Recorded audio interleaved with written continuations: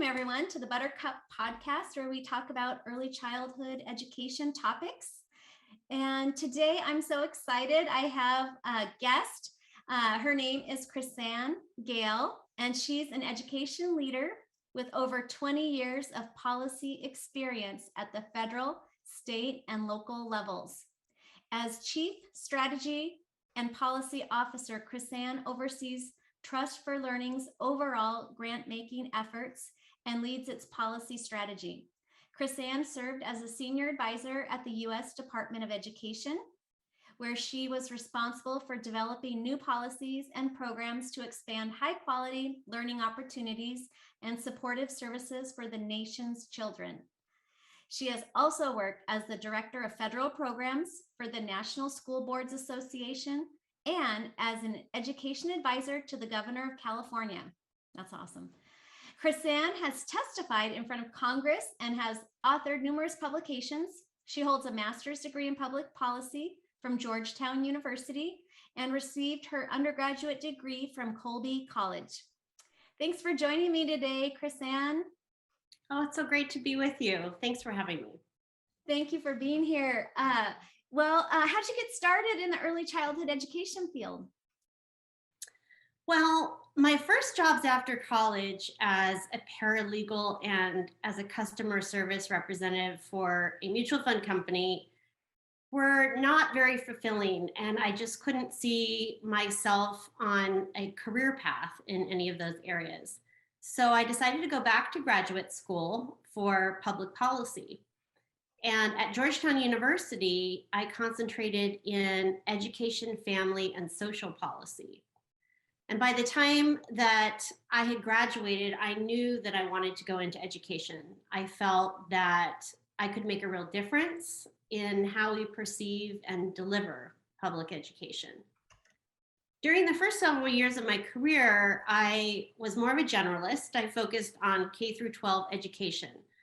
But I soon realized that in many cases, children's trajectories were already set by the time they entered kindergarten. And I was really drawn to addressing children's experiences in the early years. Also, young children are just natural learners. And I think it's extremely important that we nurture their potential for them to have great futures. Yes.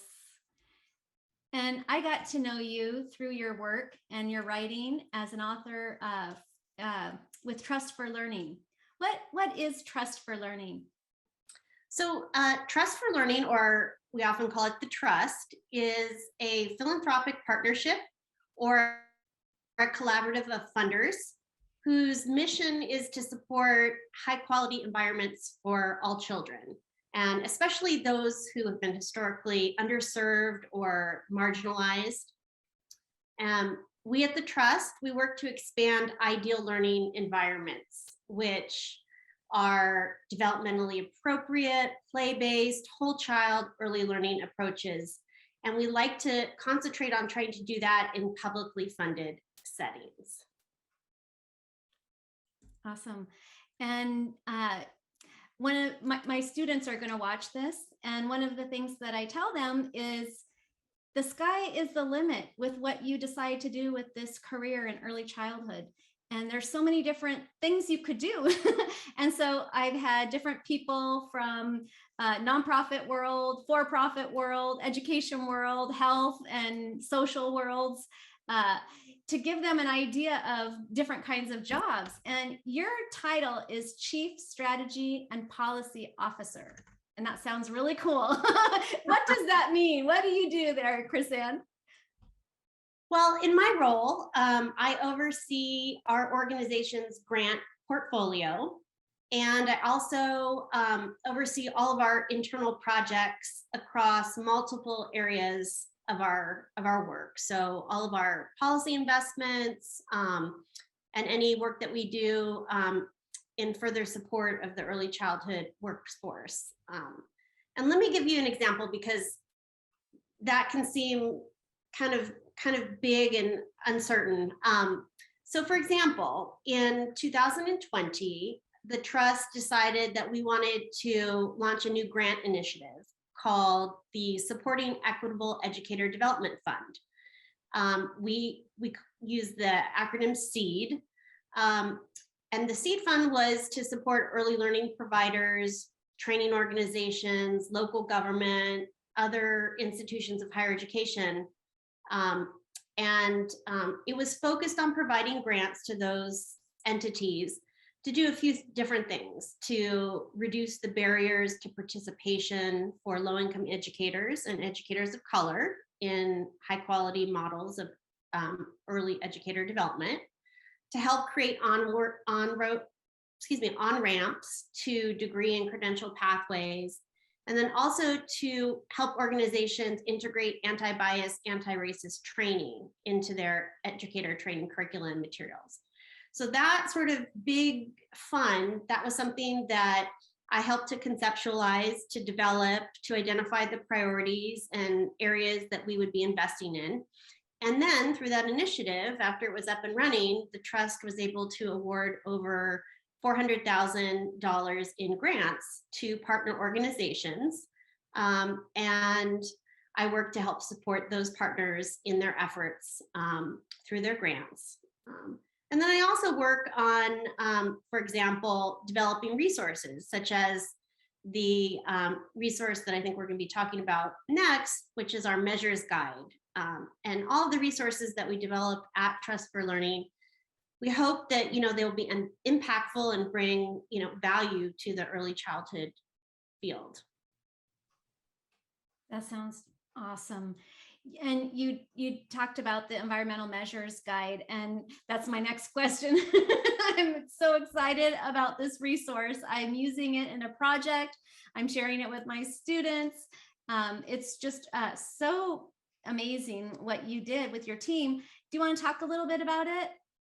Sure, I'm happy to, and I'm so glad that you're using it and sharing it with others, because that's really ultimately what we want to do at Trust for Learning. Is we want to be a resource for folks, whether it's through our grants or through our publications, to really help to improve and guide the early learning field. So as I mentioned, at the Trust, our mission is to focus on expanding ideal learning environments for all children. And years ago, we brought a number of early childhood experts together to define what ideal learning means. And they developed what we now call the principles of ideal learning environments. And these are 9 foundational principles that really try to get to the root of what constitutes high quality early learning environments for young children. They start with a commitment to equity in how decisions are made. They include play as an essential element of young children's learning. They stress the importance of learning through relationships and stress the importance of the environment as a critical factor in being able to facilitate children's exploration and independence. And I'm not going to go into all 9 of them here today, but over time, we've developed a variety of materials related to these principles. We have a detailed report about the evidence base around these principles. We also have a publication on what it looks like in practice in various program models to be implementing these principles. And last year, we felt that we really need to go one step further, and it was important to show how these principles could be measured in various early childhood settings. And I'm, having worked in the policy field for a long time, I'm cognizant of the saying that what we measure is often what we focus on. And I thought it was important to think about quality measurement really more deeply and more broadly than we currently do, and how it aligns with what we think is best for all children through ideal learning. So that was the actual genesis behind the project, and then we went from there. Thank you.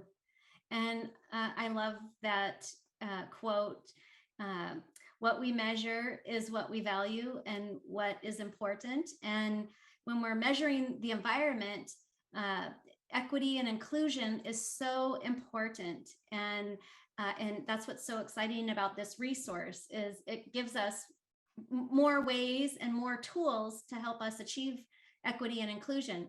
Uh, is there anything that you would want to share with students or the field about what you found, or how can we lead with equity? Well, for me, it's important to stress that measurement can really be a powerful tool to identify strengths and areas for improvement, but also to really examine inequities that exist within the classroom and to inform reflective practice. But it's only as good as it is usable and actionable. So otherwise, if you're going to be measuring, it's really a large waste of time and resources if it's not usable and actionable. And I think in order for it to be that, educators need to understand the intended purpose of how to use measurement.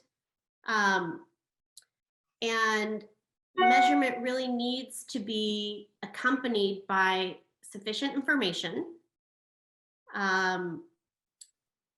and by next steps on how to improve program quality once you've actually measured what is existing currently. And then obviously you need time, resources, and intentional support to help to implement that type of improvement. But I wanted to kind of go back to your question on the equity piece, because as you rightly point out, this particular document spends a lot of time talking about the importance of equity in measurement and how do we lead with equity beyond making something usable and actionable and really well-intentioned. And I think leading with equity really requires that we think about equity considerations in the decisions that we're making about what we're measuring. So how are we measuring? What type of tools are we using? What type of methods are we using? Also thinking about what are we measuring? Are we measuring child outcomes? Are we measuring materials in the classroom? Are we measuring the teacher? So really important to ask what we are measuring, and then how that information is being used. And if you think about all of those questions through an equity lens, you can be a lot more intentional and lead with equity. So for example, an equity approach would measure quality holistically, and it would incorporate the degree to which race, culture, language, and biases are associated with factors that play into the elements that we're measuring. Additionally, if we think about sort of those processes and measures, which I mentioned, and how data is collected, one example is that in many early childhood classrooms, we measure quality through observers to monitor certain activities and behaviors of children over a set period of time. And we think of these measures as being, or these methods as being objective. However, if it's important to really think through, like, these tools are not necessarily without potential bias, because unless we're explicitly trained, those who are observing to think about their own biases, then observers will interpret teachers' behavior and children's behavior in the context of their own experiences, their own expectations, their own biases, their own culture. So really thinking very intentionally and deliberately about that from the beginning, I think is really important. Or if you consider an educator or children in the classroom who may speak a different language than the observer who is in the classroom. That can be especially difficult to assess whether there are certain types of interactions that are taking place. So it's just another example of how, really in leading with equity, we need to be very, very cognizant in asking those questions about what we're measuring, how we're measuring, and what we are using that information for. Thank you. That is such a great framework too. The 5 Ws, like as though we were going to do an investigative report. Let's investigate what we're doing with our measurement and figure out the why, the what, the who, the what. Well, I don't know if that was all 5, but we want to really be like a detective and figure out the best ways to measure. And one of the things that I love about the report that you guys created was you thought about all of the important features in an environment for children. And one of them was play. Would you like to talk a little bit about play? Sure. Well, as I mentioned, one of the 9 principles of ideal learning is play and the importance of play in early childhood. And certainly anyone in the early childhood field knows that that is critical and essential for young children's development. And we do have some measures. What we found through this report is that there are some measures that include a more detailed analysis of how teachers engage with children and try to, scaffold their learning through play. So there are some tools that are available that can help to assess that within the classroom to make sure that that is happening and to help to guide teacher practice. But it's less, but what we find that is sort of more common in the tools that we see are simply looking at whether there's playtime or if there is recess time. So those are more rudimentary types of measures. Yes, it's important to know that playtime is available, but really, the types of measures that we would probably want to see are the ones I talked about before, the ones that are really trying to give more of a detailed picture of how teachers are engaging to facilitate that play for children. And there are a few, but not as many as that we would hope. And there really aren't many that talk about play in sort of the 0 to 3 or early childhood period. So we'd like to see more measures in the field there. And we don't have a lot of measures. In fact, I don't think we have any existing measures on how children's culture or their language or their learning differences are addressed in how organizations support and scaffold play. So that would be another area that we would hope the field might move in the coming years. So that's definitely an area for further research and development. And that's one of the important things that we wanted to point out in this report is we wanted to talk about not only how you might be able to measure some of the principles of ideal learning, but really what the state of the field is in measurement for these principles and where we may need to, devote more resources in the future to really examine where there might be gaps in what we're thinking about measuring and the tools that we have. Yes, and this is going into summer of 2022, and this report just came out. 2022 is the publication date, and I'm imagining it was developed during the pandemic or maybe before, because these things take a long time to do the research and write and bring the team together. Was there anything that you and the team found when you were doing this project in the midst of the pandemic that maybe before the pandemic would not really have been part of the considerations? Yeah, that's an interesting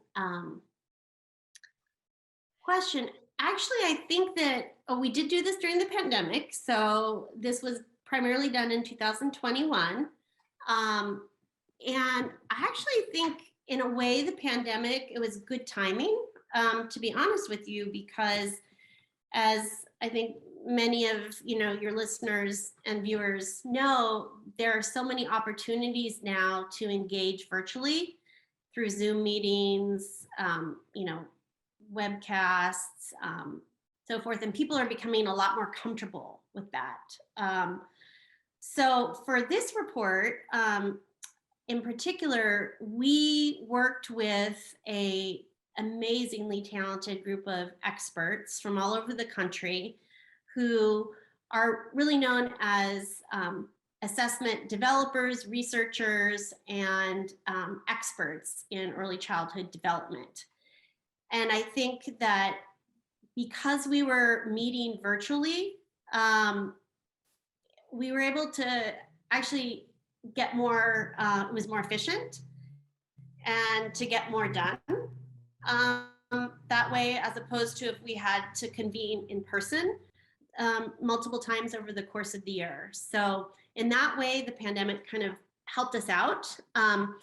Also, I think a number of these, folks were sort of in a holding pattern with some of their own research and their own work because they were not able to go into classrooms to sort of do their normal research or the normal sort of leadership work that they were engaged in.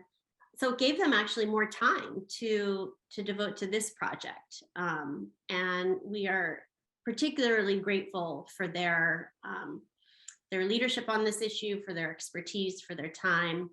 There are many horrible things about the pandemic for sure, but I think producing this particular guide was one of the positive or silver linings, if you will, of the pandemic.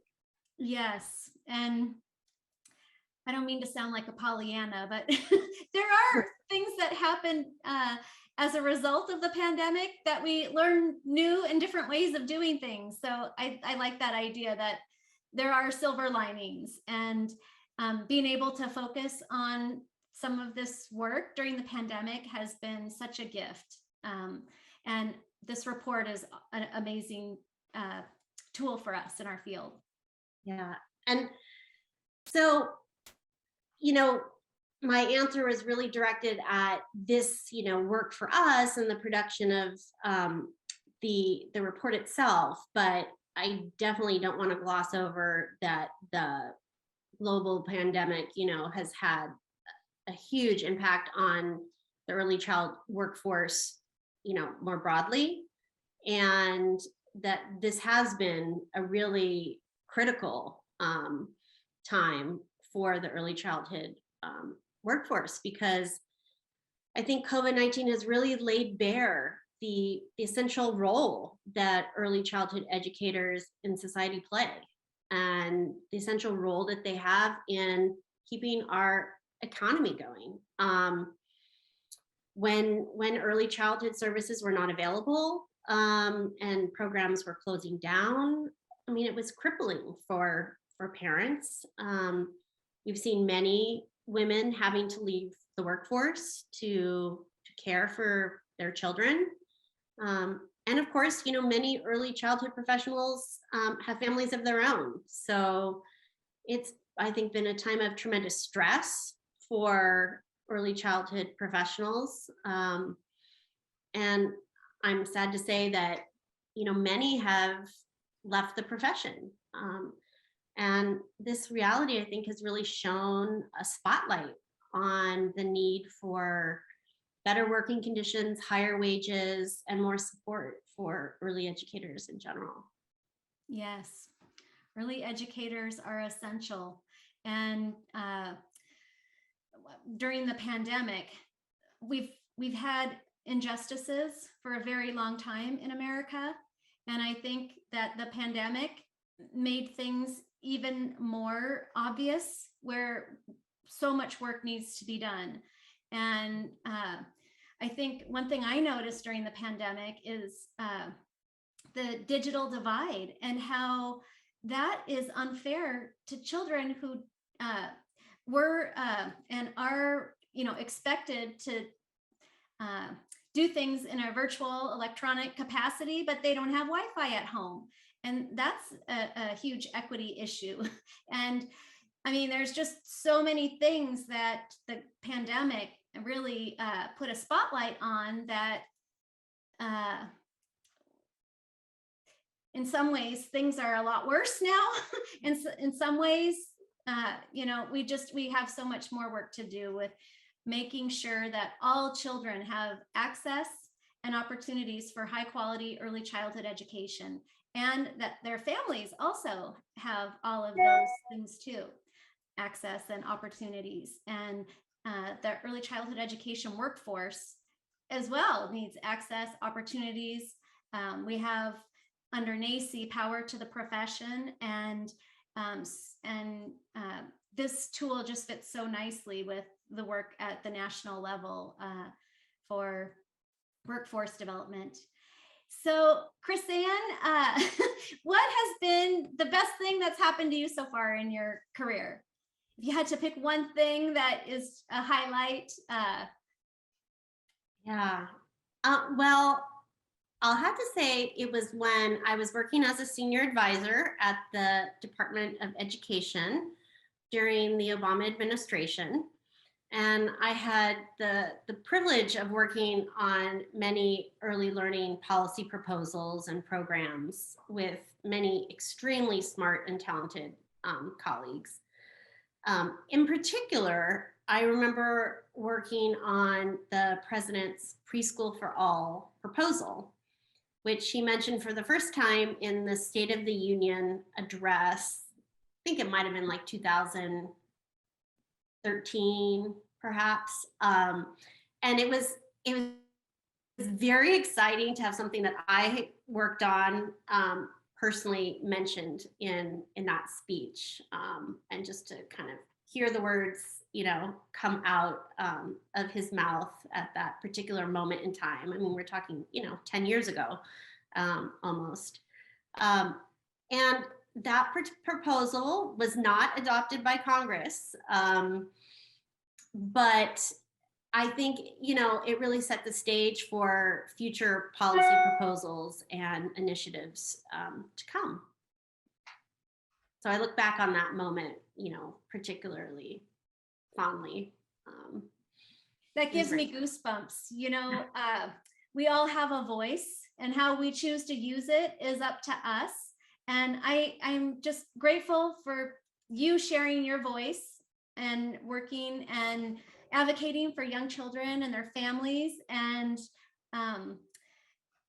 the work that you do in policy development is so important. And a lot of times we don't know who the people are who are writing these beautiful words and empowering words, and words that can really make a huge difference when it comes to policies, when it comes to laws on the books, when it comes to making the world a better place for children and families. And I'm grateful for people like you who work in the policy field and are able to move things forward, and little by little